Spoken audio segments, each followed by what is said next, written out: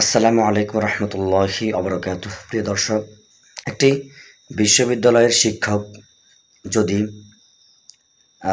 হিজাবের বিরুদ্ধে কথা বলে, কটূক্তি করে, এরপর আবার ক্ষমা চায়, তাহলে আপনারা বলেন সেই শিক্ষকদেরকে ক্ষমা করা যায়?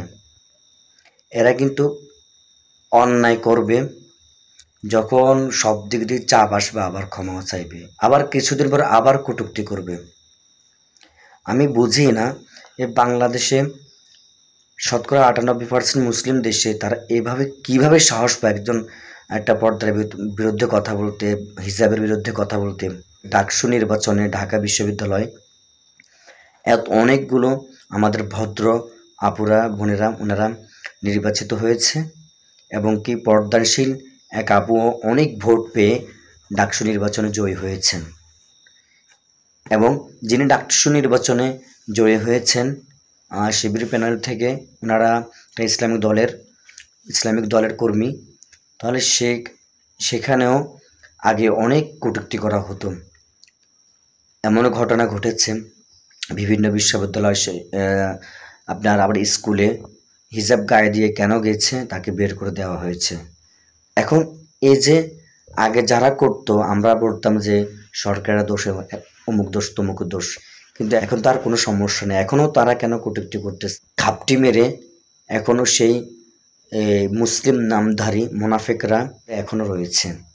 এজন্য আমরা বলবো যে যারা এই ইসলাম নয়, যে কোনো ধর্মের বিরুদ্ধে যারা কটূক্তি করবে, কথা বলবে, তাদের বিরুদ্ধে একটি আইন হওয়া প্রয়োজন।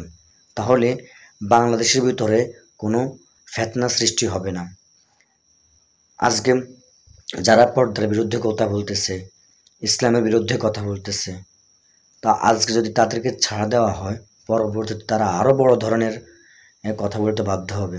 এরপর আবার কোরআনকে আপনারা জানেন, এটা আমি মুখ দিয়ে বলবো না, একটা হিন্দু যুবক কিভাবে সে কোরআনকে অবমাননা করেছে কিছুদিন আগে।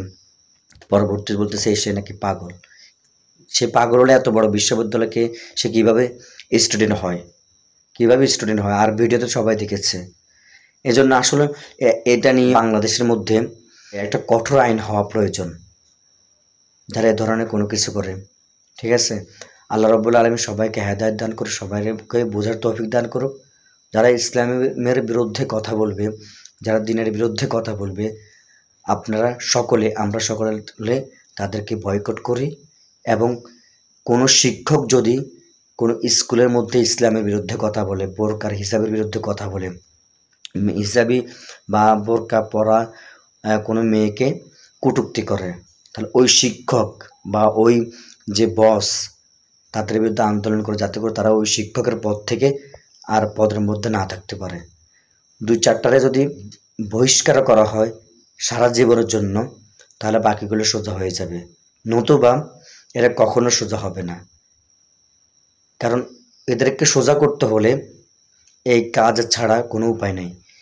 যে পদে থাকা অবস্থায় ইসলামের বিরুদ্ধে কটূক্তি করবে, হিজাবের বিরুদ্ধে কটূক্তি করবে, বোরকার বিরুদ্ধে কটূক্তি করবে, সেই পদ থেকে তাদেরকে সারা জীবনের জন্য বহিষ্কার করে পুরো চাকরিটাকে নট করে দিতে হবে।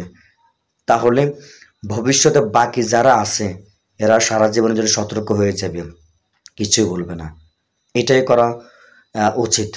নতুবা এদের মুখ থেকে বা এ ধরনের কিছু বা কটূক্তি করা বা এদের ষড়যন্ত্র থেকে কেউ রক্ষা পাবে না। কারণ এদেরকে আল্লাহ রাব্বুল আলামিন দিলের মধ্যে এমন মোহর মেরে দিয়েছে, এদেরকে যত কিছু করবেন না কেন, যত বুঝাবেন না কেন, ওদের বুঝ আসবে না। আল্লাহ রাব্বুল আলামিন নিজেই বলে দিয়েছেন যে তোমরা তাদেরকে বলবা, তারা শুনেও শুনবে না, দেখেও দেখবে না, বুঝেও বুঝবে না। ঠিক আছে, এই জন্য তাদের সাথে এটাই করা উচিত।